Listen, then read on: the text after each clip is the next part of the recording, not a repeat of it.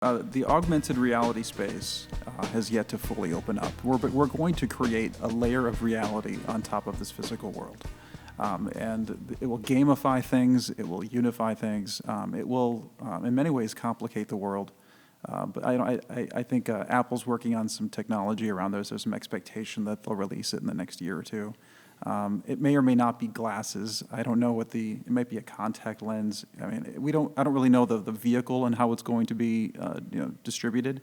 But there's no question that computer vision is accelerated to the point where we can map an entire room and everything that's in it and pull it into a virtual space. So if we could put on a VR headset, we would see this table as like a glowing table of lava or whatever. Sure. And actually feel it.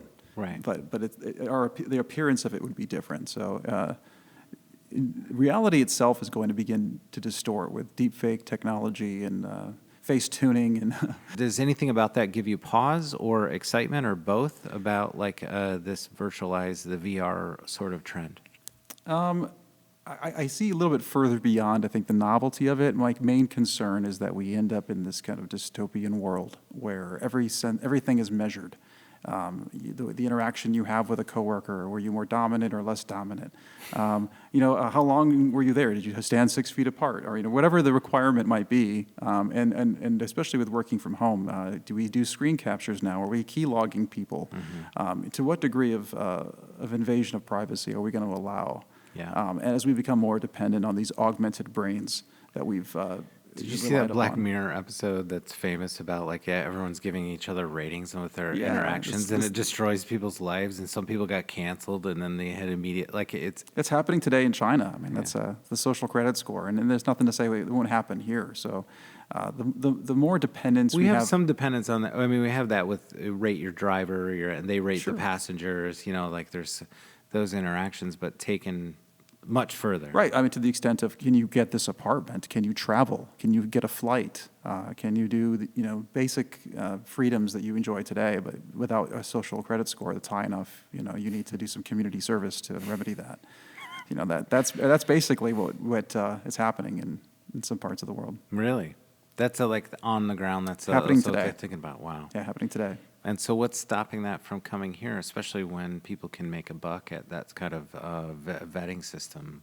Americans, culturally, we are, I think, more libertarian in our views against those kinds of things. So it's probably cultural. Yeah.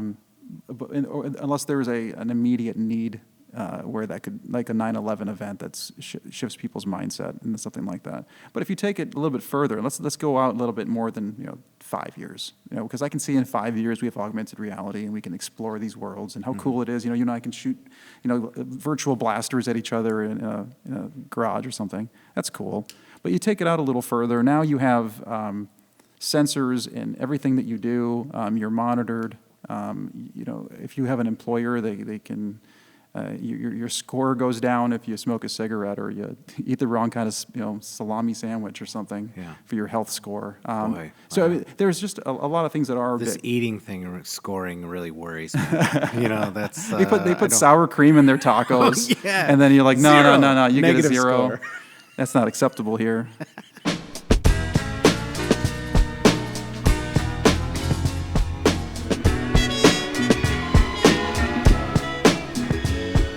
The Full Exposure Podcast is brought to you by Metro Health, University of Michigan Health, and Dr. Peter Hahn, in appreciation of the creative and artistic visionaries who enrich our lives through cultural connections.